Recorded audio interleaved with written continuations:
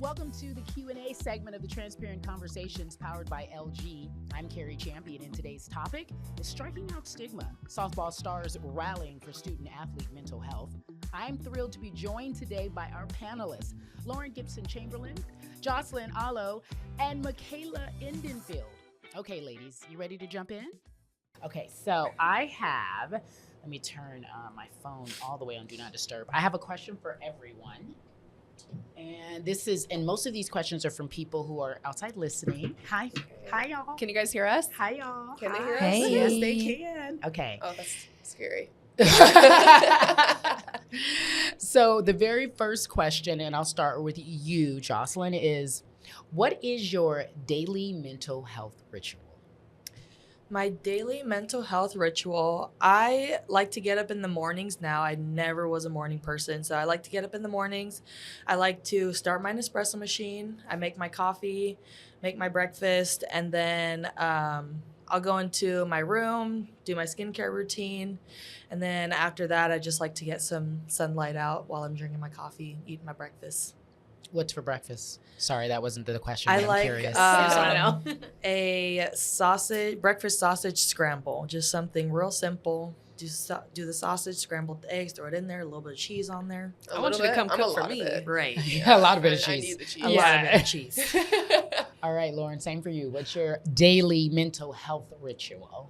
So I would say like watching something funny. Like if I get a good laugh in, I feel like I'm like, oh, okay, I'm all right. I'm okay. I also have a pit. He's 7. My baby Quavo. My baby Quavo Chin. Oh, Quavo Chini Weenie. I love Quavo. No, it was when Migos were big and I yeah, it's still Quavo. fine. It's a I was perfect like, name. he's It's still a perfect 7 name. years later, he's great. He can't be anything else but Quavo. But I think if I get some good quality time in with my pitty and like hold his face, I'm like, it's all gonna be okay. So it's just the little things like that I like. Yeah.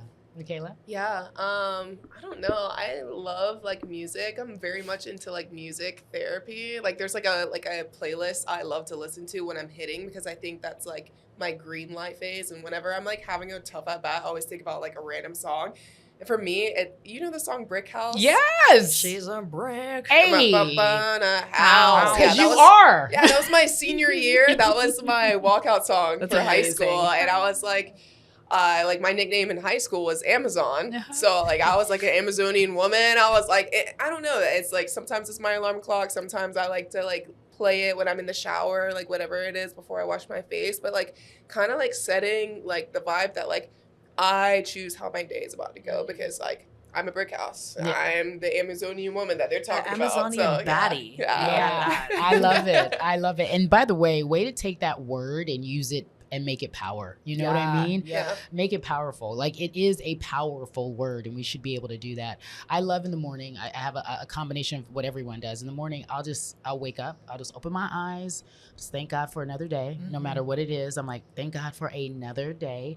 And then I remind myself how awesome I am, even if I don't feel that way. And I listen to music. Music wakes me up in the morning. Yep. I need to start, I make coffee What too. you listening to? I have a whole, my playlist is ridiculous. It's a mixture of anything. You're like, what is this? Like songs that I've never heard of before. Yeah. I go to Apple. I literally like Billy Benson. I think is some new kid that I just started listening to. I'm a big fan of oldies. I mix in some gospel, like just get me spiritually motivated. So I have to deal with these heathens in the world. Lord, protect me. Protect me from these heathens. Call coworkers. No, kidding. All right. So the next question is, what are your thoughts about softball growing as a sport? Lauren, I'll start with you. What are your thoughts on softball growing as a sport? How does it grow as a sport? Well, you're here at the Women's College World Series. That's where we see the most growth in our sport is at the collegiate level. And I think that it's forcing people now to put their money where their mouth is and start to invest if they haven't already. And we're seeing that. There's new players that are hopping in the professional level with money and saying, okay, we're here to, establish ourselves and put roots down the ground and to expand. So it's getting there. It's too slow at the professional level, and we all know that in here. But we can see with the NCAA and Women's College World Series and the continued growth in Oklahoma City, like they have always put up. They're like, come here, we will house you, we will build the stadium, we will continue to build it. And you just see it with how many people come to the World Series every year. My follow-up then would be, are you hopeful to see it grow as a professional sport? Jocelyn, you mentioned how it's different for you. Are you also, this question for you as well, are you hopeful to see it grow as a professional sport? I am. I feel like that's why a lot of us are still continuing to play, because we believe in this sport so much. And I just have to give a shout out to not only the OU senior class, but this whole senior class from all the schools. I feel like this senior class in particular has changed the world of softball for the good. And I think now with the more media attention they get, we're always pulling more numbers than NCAA baseball. We're pulling millions of viewers from everywhere. People want to watch softball, and they're going to have to want to follow those girls into the professional realm, which I think will help a lot. So just got to give a shout out to this senior class that they have changed the game of softball for the good. Oh, that's good. That's really good. Michaela, how does your partner, your boyfriend, help you with your mental health? By just letting me rant. Like I yap, you listen. Okay, like and not to say like that in such a mean manner, but like in a sense that this is the reason why I love him. Like, he's created this space in between him and I that there's just absolutely no judgment.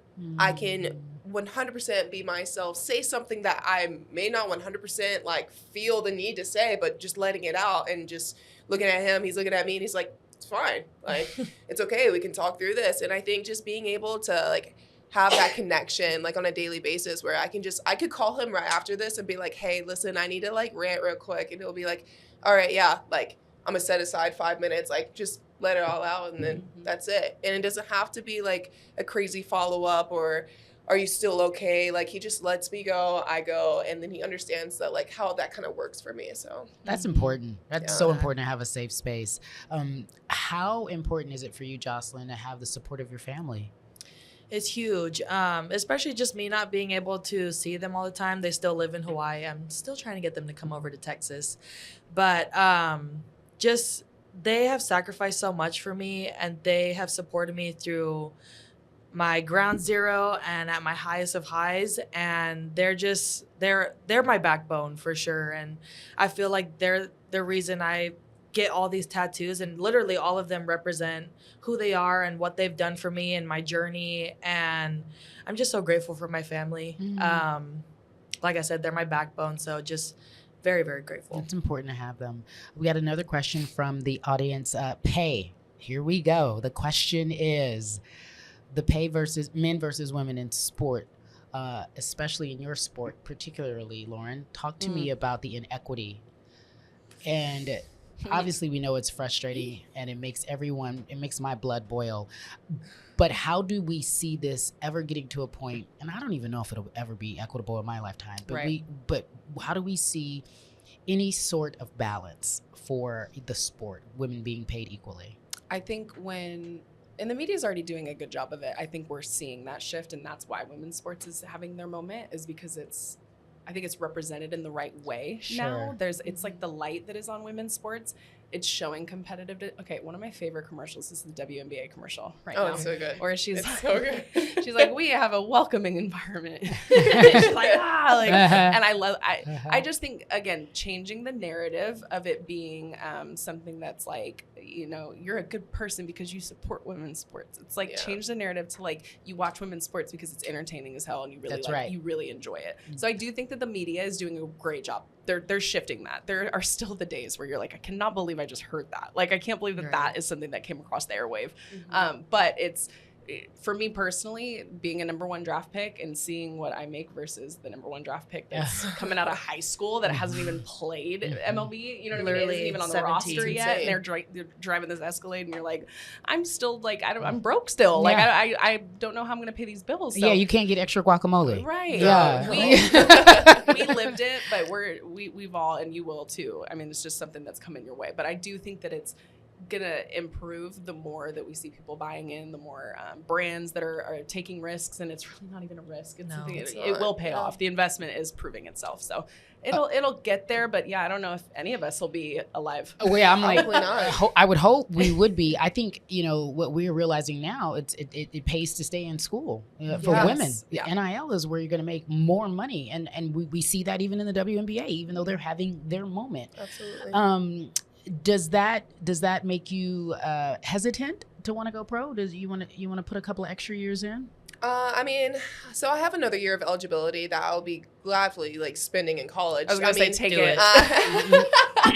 I mean, number one, I am not ready to go off into my adulting life. Like you said earlier, like you get used to being comfortable of like what to wear, what to do, and like the timesheet schedule of just like being around like that many girls. Like it's a comfortability thing, and then like on top of that, like I love this sport so much, and we talk about the difference from college softball and pro softball and the difference. Like I'm best friends with Kat, like we talk about it all the time over the phone. Like it is a very different feel, and not to say that Kat doesn't enjoy her time over Japan. She's awesome and she's loving it, but at the same time that you just don't feel that same feeling like you get at the World Series 100%. And I just like being able to see it and not like first experiencing it yet. I just like I know like I really want to enjoy like one more year left. So Heck yeah. And what I will say is that you'll learn so much about yourself when you are a pro. Like I think the struggles and the hardship of it growing like have turned us into like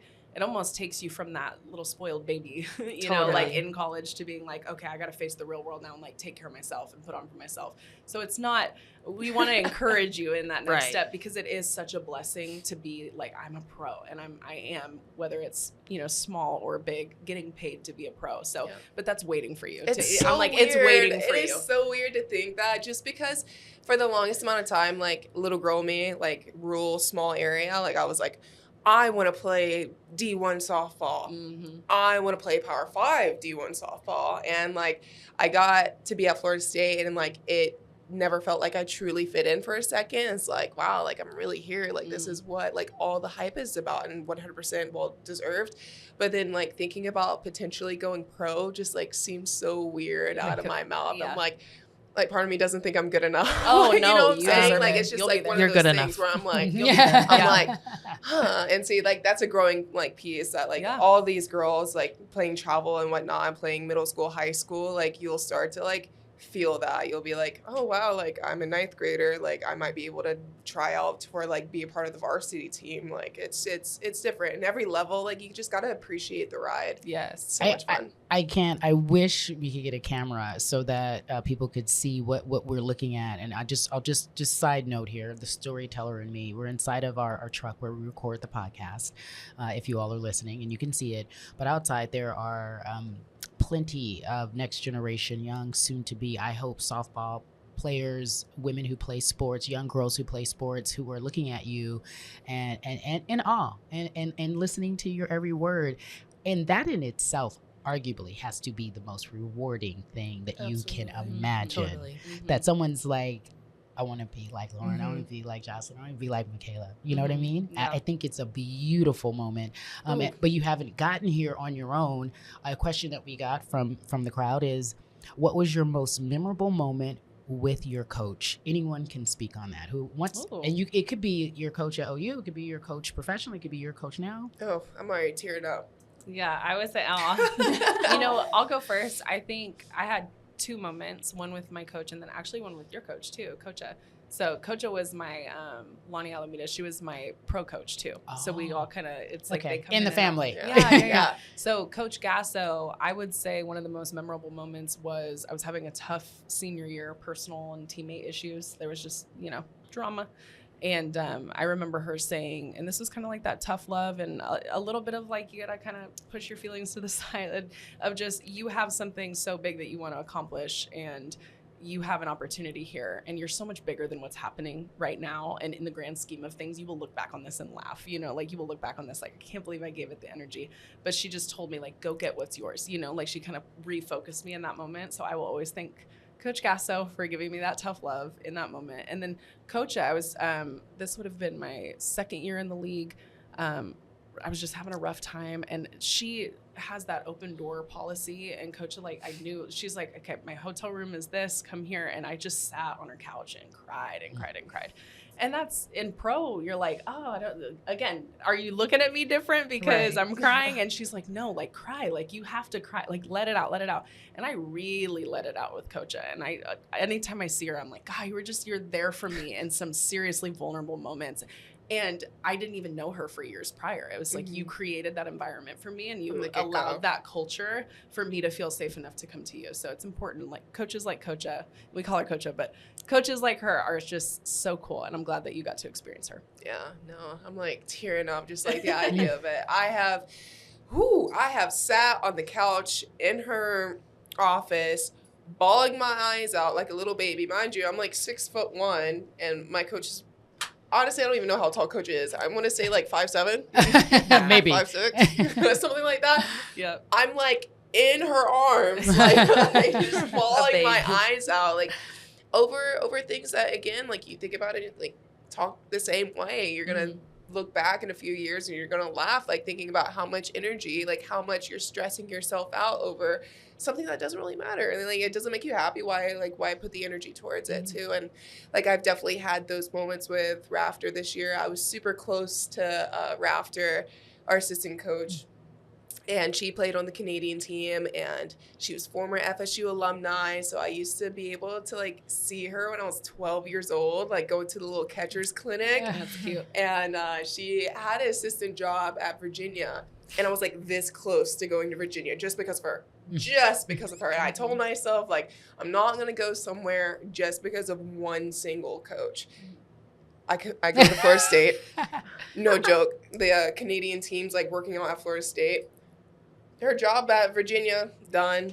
Wow. And then she like takes on like a voluntary coach, and then now she's a paid assistant. It's I'm crazy like, how that works. it is so crazy. Like, you just got to trust your gut, like, in those moments. And like, to think I would have been 11 and a half hours away from home at Virginia in the cold, Yeah. Florida girl. I own like 2 light jackets in my closet. You're like, so. what is this weather? Yeah. No. FSU worked out for you, though. Yeah. It worked out. Yeah.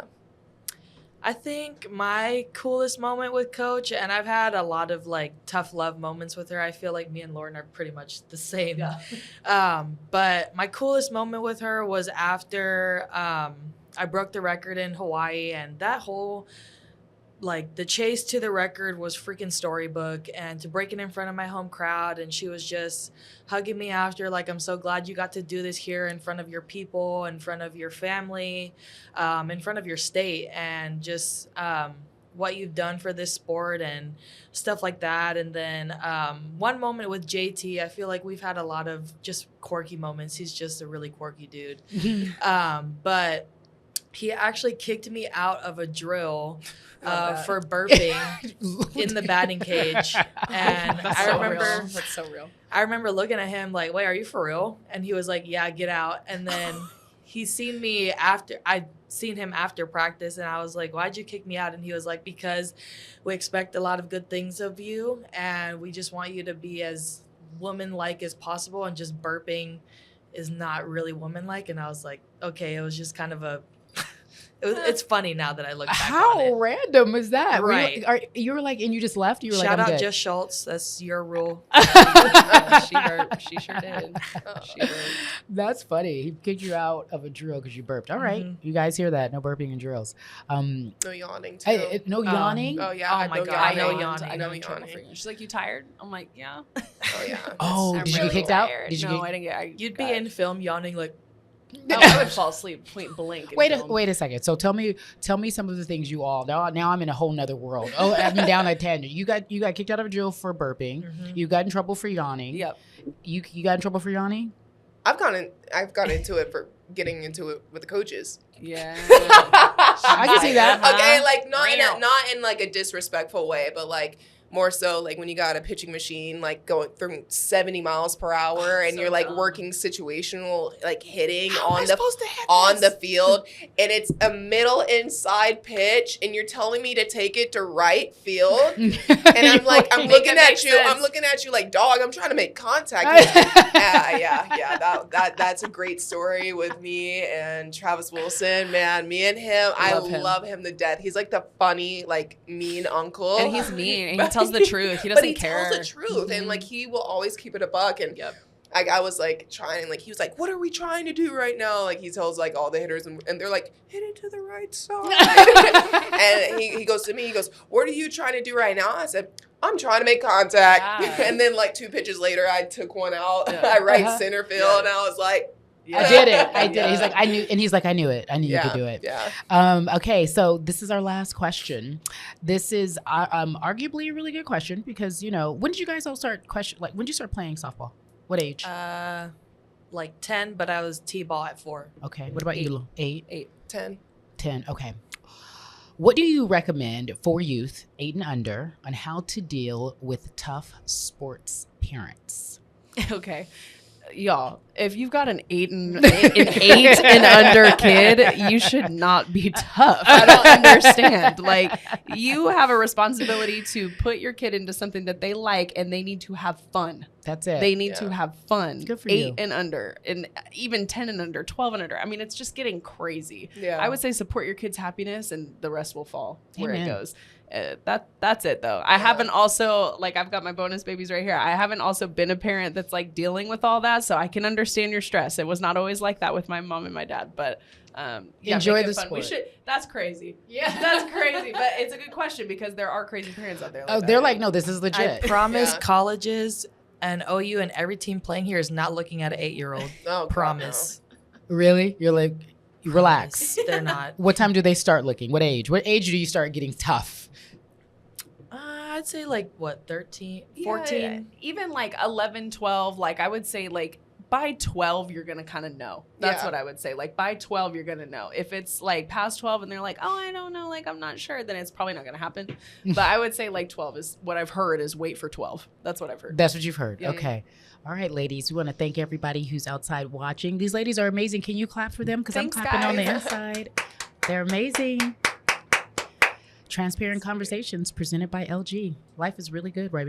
At least right now for me. Life is good. Life is good. You're welcome. Thank you. You're welcome. Thank you for joining us on this episode of LG Transparent Conversations. For more episodes and to catch up on seasons 1 and 2, check out LG Transparent Conversations on Spotify, Apple Podcast, or at lg.com/us/transparent-conversations.